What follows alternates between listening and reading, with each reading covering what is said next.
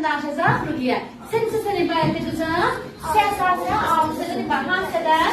Sə saxlağım, sə yarpağı, kasa yarpağı, sonra ləçəkdən, hazdan, sonra erkəkdən, dişidikdən ibarətdir. Erkəkdən və dişi sərin orqanı sayılır, cinsiyət orqanı, əsas orqanı sayılır. Erkəkdən hansıdan ibarətdir?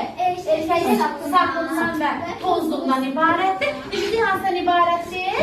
Dişidik ağırcıq, tozluq və yumurtalıqdan ibarətdir.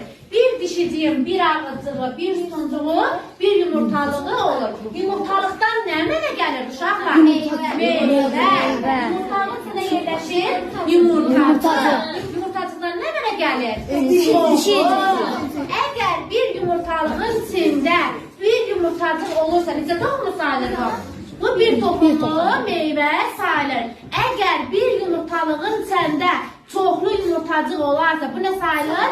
Çox toxumlu meyvələr sayılır. Bir toxumlu meyvələrə misal deyin görün uşaqlar. Nə aiddir bir toxumluya? Şafşalı, cilan. Bunlar bir toxumludur. Düz demirəm? Cavalı. Bir toxumludur. Çox toxumluya nə aiddir uşaqlar? Burada alman toxumludur. Qarpız,